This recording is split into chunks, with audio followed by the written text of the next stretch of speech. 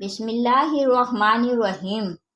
سبحان اللہ و بحمدہ، یعنی اللہ پاک ہے اور اسی کی حمد و ثنا ہے۔ حدیث شریف میں آیا ہے کہ جو شخص ایک مرتبہ یہ تسبیح و تمہید پڑھے گا اس کے لیے 10 نیکیاں لکھی جائیں گی، اور جو شخص 10 مرتبہ پڑھے گا اس کے لیے 100 نیکیاں لکھی جائیں گی۔ جو 100 مرتبہ پڑھے گا اس کے لیے 1000 نیکیاں لکھی جائیں گی، اور جو اس سے زیادہ مرتبہ پڑھے گا اس کے لیے اللہ اسی حساب سے اس سے زیادہ نیکیاں لکھے گا۔ ایک حدیث میں ہے کہ جو دن میں 100 مرتبہ سبحان اللہ و بحمدہ پڑھے گا اس کی خطائیں اس سے ساقط یعنی معاف کر دی جائے گی، اگرچہ سمندر کی جھاگ کے بقدر کیوں نہ ہو۔ ایک حدیث میں آیا ہے کہ وہ سب سے افضل کلام ہے جو اللہ تعالیٰ نے اپنے فرشتوں کے لیے انتخاب فرمایا ہے۔ ایک حدیث میں ہے یہی وہ کلمات ہیں جن کا حضرت نوح علیہ السلام نے اپنے بیٹے کو حکم دیا تھا، اس لیے کہ یہی تمام مخلوق کی عبادت اور تسبیح ہے، اور اسی کی برکت سے مخلوق کو رزق دیا جاتا ہے۔ ایک حدیث میں ہے جو شخص ان کلمات یعنی سبحان اللہ و بحمدہ کو ایک مرتبہ کہتا ہے اس کے لیے جنت میں ایک درخت لگا دیا جاتا ہے۔ ایک حدیث میں آیا ہے کہ جس شخص کو کسی دکھ یا بیماری یا خوف و پریشانی کی وجہ سے ڈر ہو کہ رات کرب و بے چینی میں بسر ہوگی، یا جس کا مال خرچ کرنے میں دل دکھتا ہو، یا جو دشمن سے لڑنے سے جان چراتا ہو، اس شخص کو ان تمام کمزوریوں اور برائیوں سے بچنے کے لیے کثرت سے اس تسبیح و تمہید یعنی سبحان اللہ و بحمدہ کا ورد کرنا چاہیے۔ اللہ پاک ان دکھوں اور پریشانیوں کو دور کر دے گا، اس لیے کہ یہ کلمات اللہ تعالیٰ کو اس سے زیادہ پسند ہے کہ تم اس کی راہ میں سونے کا ایک پہاڑ خرچ کر دو، یا یہ کلمات پڑھا کریں۔ سبحان ربی و بحمدہ، ترجمہ: میرا پروردگار پاک ہے اور اسی کی سب تعریف ہے۔ حدیث شریف میں آیا ہے یہ کلمات اللہ کو سب سے زیادہ محبوب ہیں، یا یہ کلمات پڑھا کریں۔ سبحان اللہ العظیم، ترجمہ: اللہ بزرگ و برتر پاک ہے۔ حدیث میں آیا ہے جو شخص یہ کلمات کہتا ہے اس کے لیے جنت میں ایک پودا لگ جاتا ہے، یا یہ کلمات پڑھا کریں۔ سبحان اللہ العظیم و بحمدہ، ترجمہ: پاکی بیان کرتا ہوں بزرگ و برتر اللہ کی اور اس کی تعریف کے ساتھ۔ حدیث شریف میں آیا ہے نمبر 1، جو شخص مذکورہ بالا تسبیح ایک مرتبہ پڑھتا ہے اس کے لیے جنت میں ایک کھجور کا درخت لگا دیا جاتا ہے۔ نمبر 2، اس لیے کہ یہی تسبیح مخلوق کی عبادت ہے اور اسی کی برکت ان کو رزق تقسیم کیا جاتا ہے۔ حدیث شریف میں آیا ہے 2 کلمہ ہیں جو زبان پر نہایت ہلکے اور عمل کے ترازو میں نہایت وزنی ہیں، رحم کرنے والے پروردگار کو بہت محبوب ہیں۔ سبحان اللہ و بحمدہ، سبحان اللہ العظیم۔ ان کے ساتھ یہ کلمے اور ملا کر پڑھا کریں۔ سبحان اللہ و بحمدہ، سبحان اللہ العظیم، استغفر اللہ العظیم و اتوب الیہ، ترجمہ: اللہ کی پاکی بیان کرتا ہوں اور اسی کی حمد کے ساتھ خدائے بزرگ و برتر کی پاکی بیان کرتا ہوں، خدائے بزرگ و برتر سے ہی مغفرت چاہتا ہوں اور اسی کے سامنے توبہ کرتا ہوں۔ حدیث شریف میں آیا ہے کہ جو شخص ان 4 کلمات کو پڑھے گا تو یہ کلمات جیسے اس نے پڑھے ہوں گے جوں کہ توں لکھ دیے جائیں گے اور پھر عرش کے ساتھ لٹکا دیے جائیں گے۔ کوئی بھی گناہ وہ جو کرے گا ان کو نہیں مٹا سکے گا، یہاں تک کہ جب وہ شخص قیامت کے دن اللہ سے ملے گا تو وہ ان کلمات کو جیسے اس نے پڑھے تھے جوں کا تو سرے بمہر پائے گا، یا کم از کم 3 مرتبہ اس طرح تسبیح پڑھا کریں۔ سبحان اللہ و بحمدہ وعدد خلقہ ورضا نفسہ وزینۃ عرشہ ومداد کلماتہ۔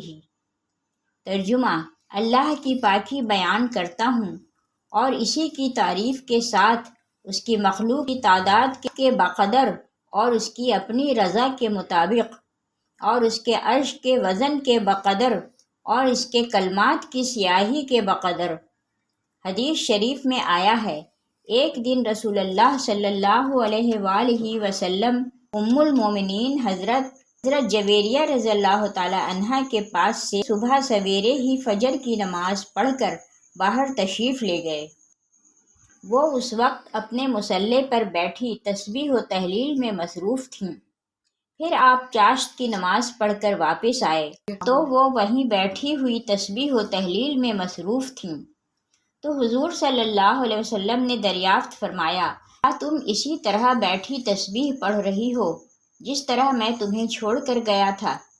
انہوں نے عرض کیا، جی ہاں۔ آپ نے فرمایا، تمہارے پاس سے جانے کے بعد میں نے صرف 4 کلمات 3 مرتبہ کہے ہیں، جو اگر اس تمام تسبیح و تہلیل کے ساتھ منعن کیے جائیں، جو تم نے دن نکلنے سے پہلے اس وقت تک پڑھا، تو وہ اس سب سے وزن میں بڑھ جائیں۔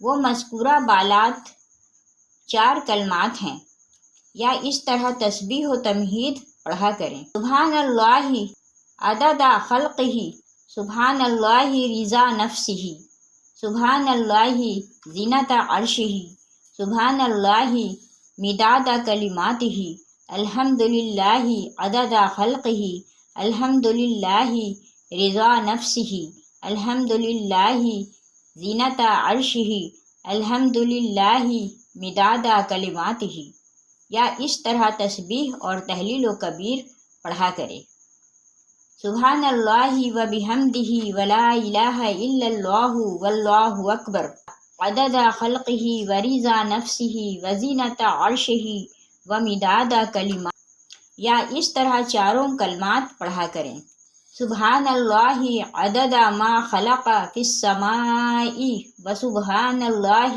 عدد ما خلق فی الارض وسبحان اللہ عدد ما بین ذالک وسبحان اللہ عدد ما هو خالق۔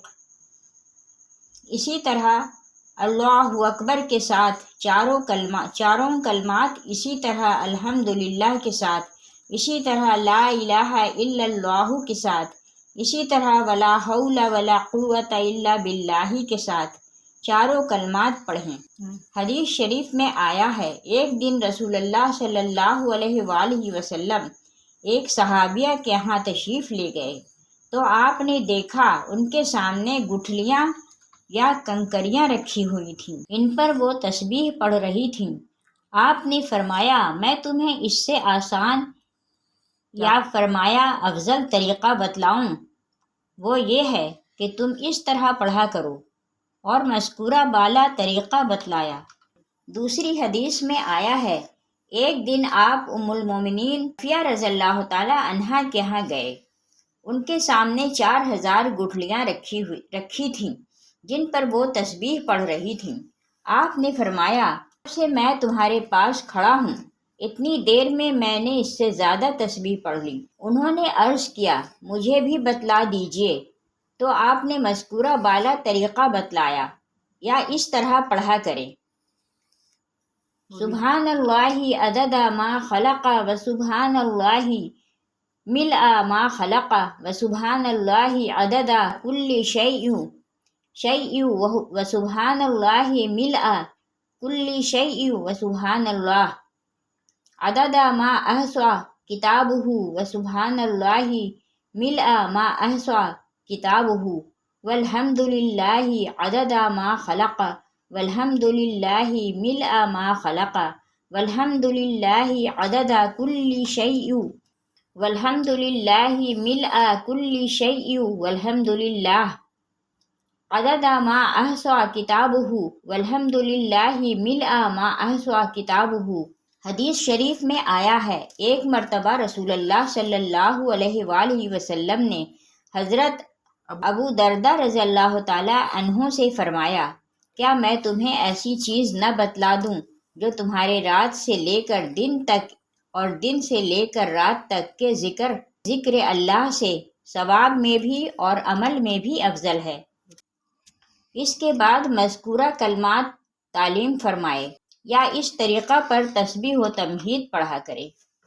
سبحان اللہ عدد ما خلق، سبحان اللہ ملء ما خلق، سبحان اللہ عدد ما فی الارض والسماء، وسبحان اللہ ملء ما فی الارض والسماء، وسبحان اللہ عدد ما احصى کتابہ کل شیء، وسبحان اللہ ملء کل شیء۔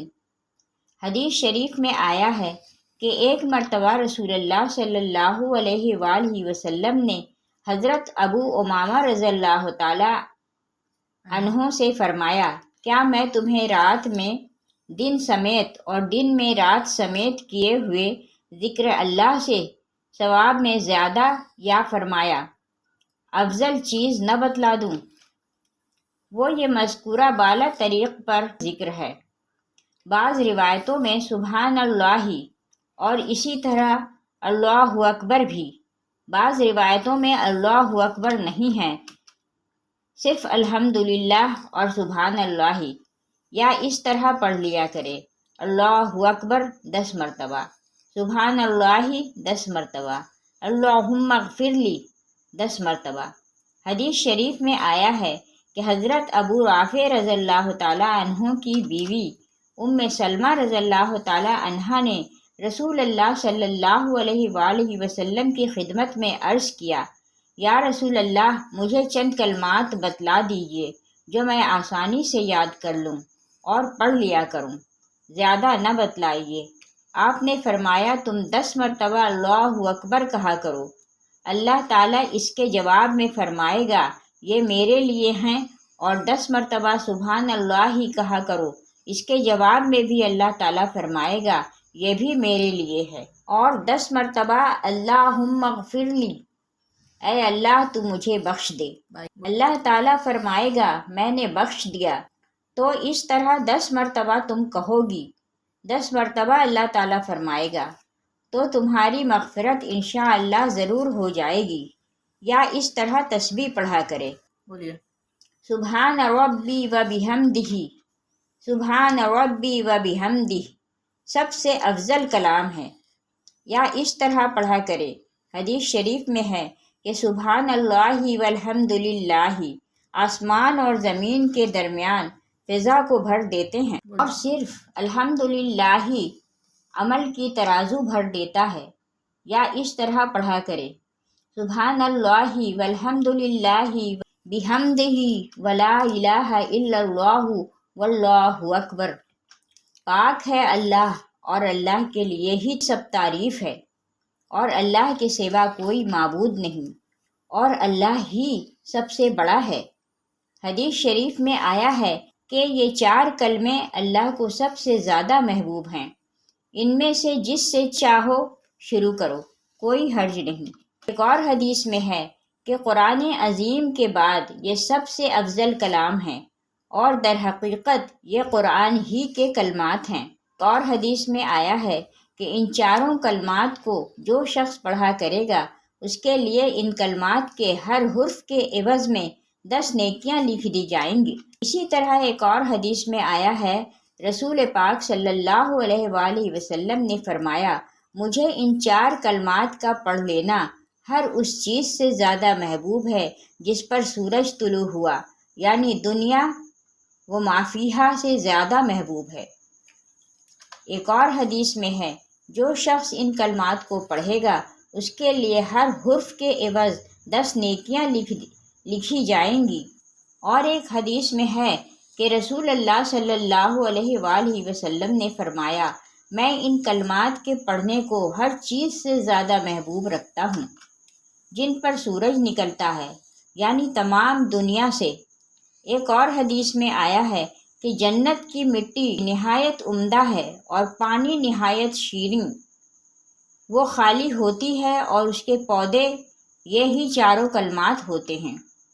جو شخص جتنا زیادہ ذکر کرتا ہے اسی قدر اس کی جنت ہری بھری ہوتی ہے۔ ایک اور حدیث میں آیا ہے کہ ہر کلمہ کے عوض میں تمہارے لیے ایک درخت کا پودا لگا دیا جاتا ہے۔